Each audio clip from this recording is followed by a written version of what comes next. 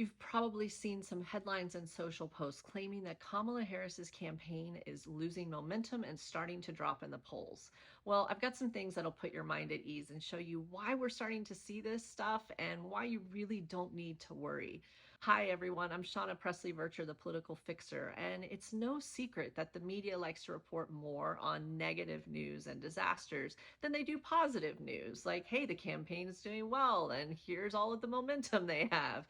For example, this headline that says that Kamala Harris is struggling to regain momentum and that the race is neck and neck thanks to new polling. Well, there's reasoning behind this, and not all of it is just your typical legacy media fear baiting. First, let's take a look at those supposedly dropping poll numbers. Thanks to some research by Adam Carlson, we know that in the last 2 weeks alone, dozens of GOP funded polls have flooded the marketplace. What does that do to the overall reporting? First of all, many news organizations use an average of a number of polls that they find out there. So if you have a ton of biased polls that make it seem like she's doing worse, then that's going to skew your averages. But on top of that, we're seeing that polls that are not credible at all are being widely circulated on biased news outlets and also on social media. And so that's causing some panic and alarm. For example, one poll that made its way across the internet and to a lot of network news coverage is from TIPP, which was sponsored by American Greatness. So you can kind of surmise where the money came from there. In this poll, they show that Kamala Harris went from leading Pennsylvania by 3 to 6 points to now tied or possibly losing Pennsylvania. So, what does this mean? Does this mean that the Kamala Harris campaign is falling apart? Or if we dig deeper, are there shenanigans at play here? Well, thanks to some research by Nathaniel Rakich, he dug a little bit deeper into those numbers and found some outrageous things. For example, they showed that in Philadelphia, that only 10% of Philadelphia registered voters would be likely to vote in this next election. 10%, which is outrageous that only 1 out of 10 people are going to show up in Philadelphia in this election. But then the reasoning behind this is even more outrageous.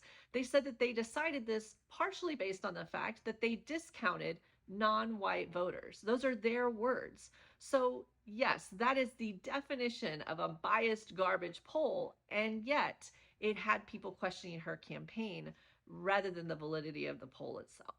Another issue we're seeing with some network news outlets is a bit of lazy journalism, to be honest. They're reporting numbers, but no context to those numbers. But I do want to give credit to some outlets, such as CBS News, that are trying to put some shape around what they're reporting to give you some actual guidance and information. For example, there's a story that's circulating that reportedly Black voters, particularly Black men, are leaving the Democratic Party in droves. Well, actually, that's not true. While we still need to do a lot of work with get out the vote and we need to not take any vote for granted, when we look at those surveyed, the Black voter turnout in 2020 is almost identical to what we're seeing for Kamala Harris and her support in this election. In other words, she's doing just fine the way things are, and if she continues at this pace with Black voters in particular, she will have a similar victory to Joe Biden in 2020. But that doesn't make as salacious of a story, does it? So we've got people kind of manufacturing their own information, and then we've got people that are kind of withholding information.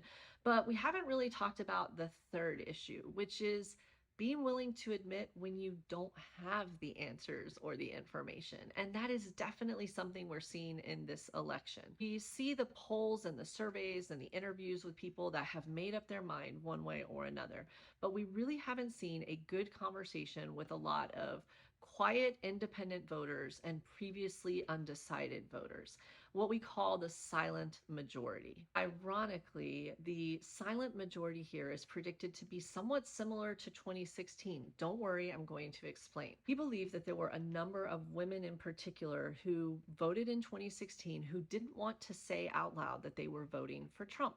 They were the silent majority. Now, in 2024, we believe those same women are going to be casting their vote for Kamala Harris and don't want to share it with their social circle, their husbands, or their churches. How do we know that? Well, there's a couple of things. First of all, we've seen the turnout in numbers of women voting in special elections and in the midterms skyrocketing. If those numbers hold, then absolutely Kamala Harris is going to have a big day on November 5th.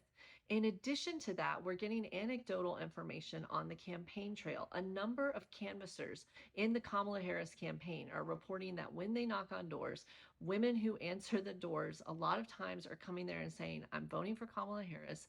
Please leave before my husband comes home. The best advice that I could give right now is to ignore the polls and focus on getting out the vote. It is time. No more dress rehearsals. So make sure that you have verified your voter registration and that it matches your photo ID, that you've made your plan on when and how you're going to vote and where you need to go. And please vote early if at all possible. My final bit of homework is to ask you to reach out into your communities, both in person and online, and make sure they are doing the same. In the meantime, I'm going to be continuing to bring you insights and intel into this historic election. I'm Shauna Presley Vircher, the Political Fixer. Please like and share this content and follow me at Political Fixer. I'll see you all soon.